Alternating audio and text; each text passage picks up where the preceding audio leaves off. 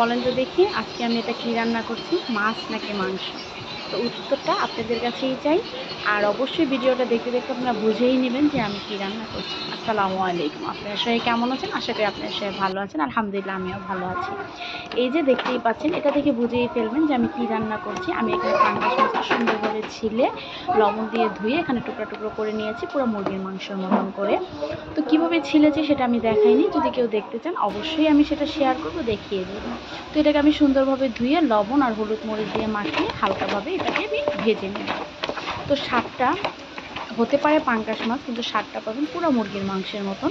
অবশ্যই বাসায় ট্রাই করবেন, ট্রাই করে দেখবেন। এখানে আমি ফ্রাই প্যানে তেল দিয়ে সুন্দরভাবে এটাকে আমি ভেজে নিচ্ছি। আর এরপরে বলে নিচ্ছি, আমার চ্যানেলটা যদি সাবস্ক্রাইব না করেন দয়া করে সাবস্ক্রাইব করে দিবেন, যেন আপনারা আমি ভিডিও ছাড়ার সাথে সাথে নোটিফিকেশন পায় পেয়ে দেখে ফেলতে পারেন এবং রেসিপিগুলো শিখে নিতে পারেন।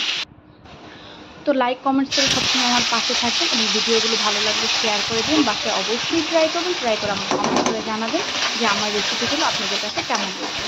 এখানে আমি একটা কড়াই বসিয়েছি, এখানে দিয়ে দিয়েছিলাম পরিমাণ মতন তেল। তেলটা দিয়ে আমি এখানে দিয়ে দিয়েছি কিছু পেঁয়াজ দিয়ে আমি এটা একটু ভাজা ভাজা করে আমি এখানে ফ্রোজিং করে যে টমেটোটা রেখেছিলাম সেই টমেটোটা আমি এখানে দিয়ে দিলাম আর দিয়ে দিচ্ছি পরিমাণ মতন লবণ দিয়ে আমি এটাকে সুন্দরভাবে ভেজে নিব যতক্ষণ পর্যন্ত না বরফটা গলে যায়। তো বরফটা অর্ধেক গলার পর আমি এখানে আদা রসুন বাটাটা দিয়ে দিয়েছি, দিয়ে আমি এটাকে সুন্দরভাবে ভাজা ভাজা করে নিচ্ছি। তো ভাজা ভাজা করাটা হয়ে গেছে, এখন আমি এখানে দিয়ে দিচ্ছি কয়েকটা কাঁচামরিচ, আমি এখানে টুকরো টুকরো করে দিয়ে দিয়েছি। আর দিয়ে দিচ্ছি কিছু পরিমাণ হলুদ মরিচ গুঁড়ো। হলুদ মরিচ ধনিয়াটা মিক্স করা ছিল সেটাই আমি এখানে দিয়ে দিলাম, দিয়ে আমি এখানে পানি অ্যাড করে দিব।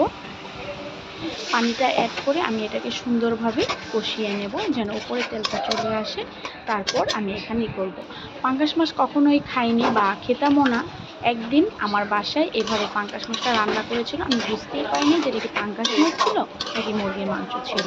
তো নদীর পাঙ্গাস কিন্তু অনেক মজা হয়, কিন্তু আমি যেটা রান্না করছি সেটা নদীর না, এর জন্যই আমার এত কষ্ট করে এত কিছু দিয়ে রান্না করে বাচ্চাদের খাওয়াতে হবে।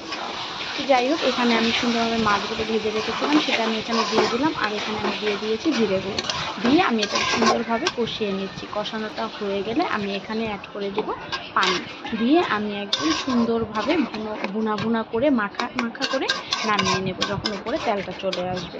মানে আমি পানিটা দিয়ে ঢাকনা দিয়ে ঢেকে রাখবো। তো দেখতেই পাচ্ছেন আমার এটা প্রায় হয়ে গেছে, কালারটা দেখতেও কত সুন্দর হয়েছে আর খেতেও খুব বেশি মজা হয়েছে। তো এখানে আমি